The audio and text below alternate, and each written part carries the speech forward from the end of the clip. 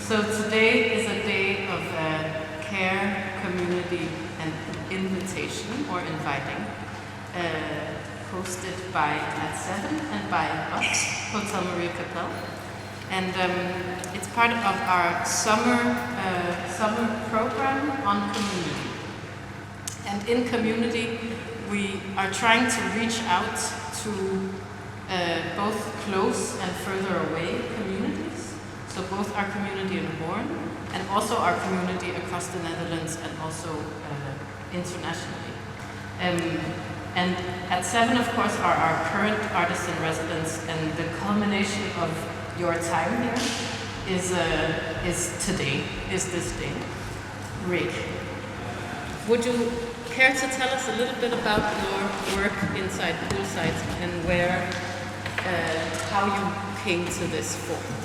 I've been working around water for many years already, and already in art school I started my interest in something called water philosophy.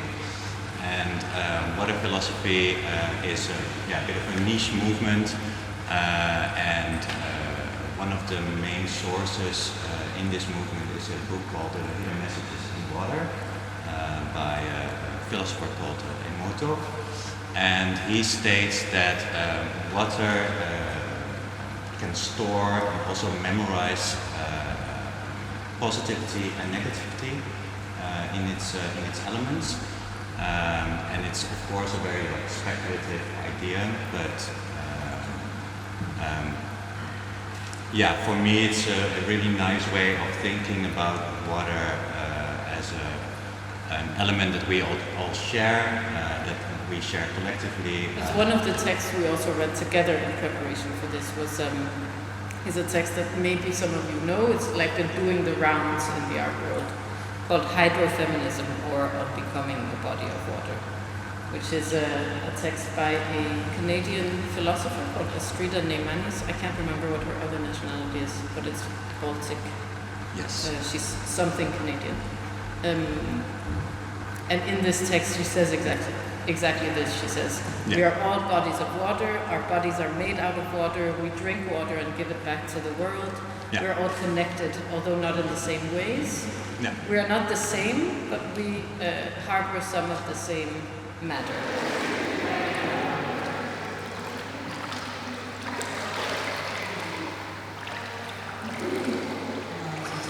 I had received through my life.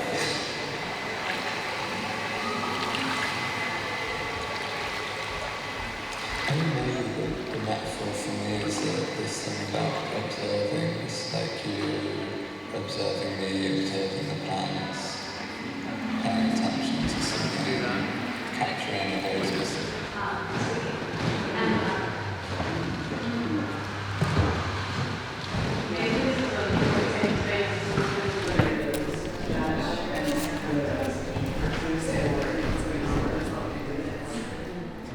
So Harriet has actually been with us for a year now. Yeah. Almost. Just about. Yeah. And we're here in celebration of this bar that's not a bar. But The bar that's not a bar. But we're also gonna just generally talk about your work. So Harriet, maybe you could start by briefly telling us a little bit about. So the project you came to us with was a project called Self-Care and Self-Build. Yeah. And this is an ongoing building exploration of space. Mm-hmm. Can you tell us a little bit about self-care and self-build? Yeah. I think so. Self-care and self-build was like a response to the space wanting some TLC, some tender loving care. And the way I wanted to respond to that was examining my own cathartic or problem-solving way of building and learning through building collectively, and how I could navigate that within the context of how we can rebuild this interior public space collectively to understand and apply ownership of the space. And I also think it's good to know that the residency is being based off kind of events or workshops. My role as producing the work has been very kind of like thinking of how to produce these objects, preparing for that, and then opening up the space for other people to be able to take part in that. And then you built a bar. That's not a bar. And then I built a bar. So also people who have not been to the space before, there was a bar here before, hence why the space was also a restaurant. So there was a very large, dominating, big bar that stretched from here all the way into this actual like cubby space over here. You can kind of see the stencil of it on the floor.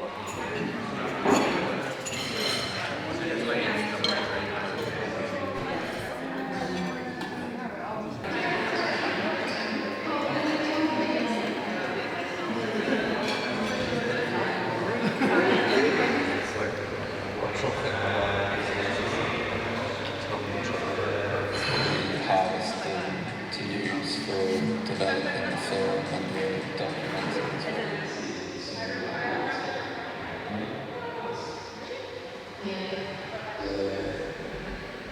And share nutrients and share things together through the lyrics. Well, there are some plants that can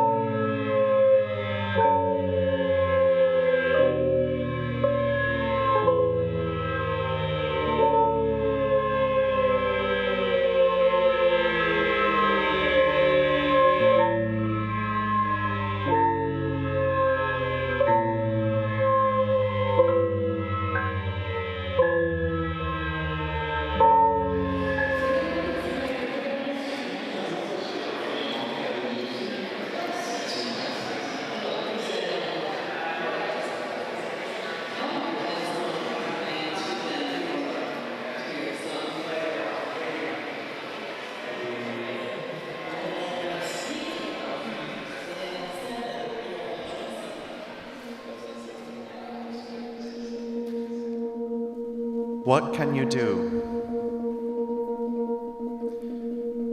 You must begin. Begin what?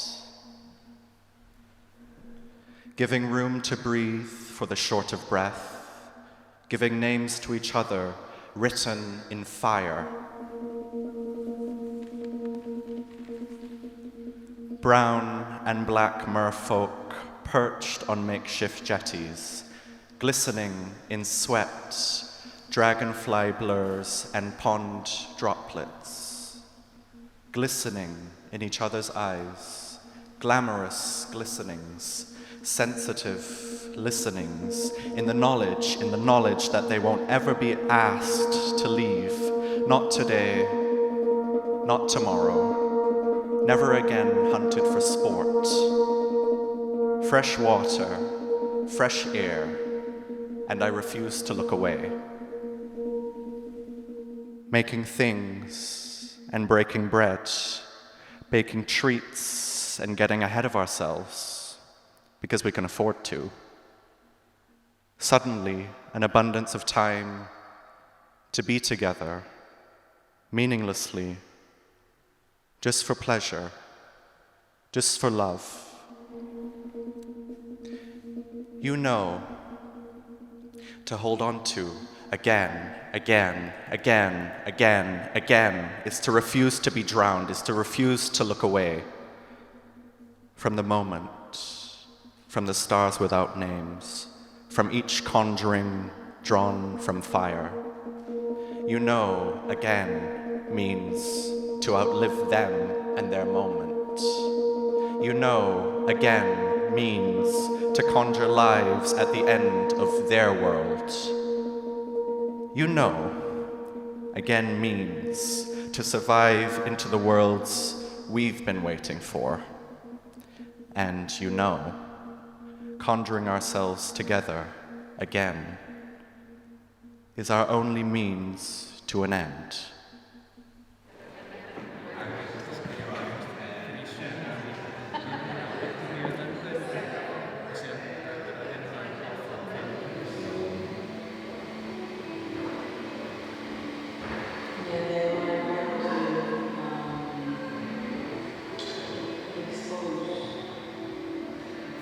Because this is with the phenol.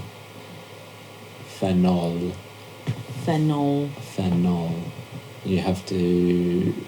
It's a bit like a photogram where you lay the pieces of plant directly onto the film, and then you've put it in. It's like a developing mix.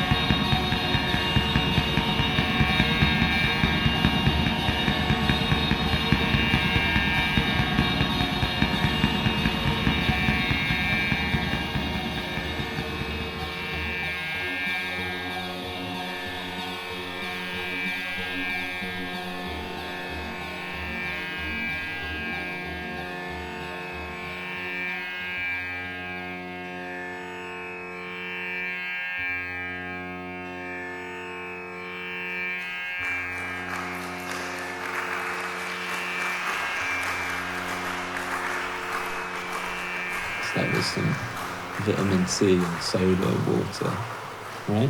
Yes. Yeah. Vitamin C, soda, and this phenol thing. Like the plants with phenol get soaked in this mixture.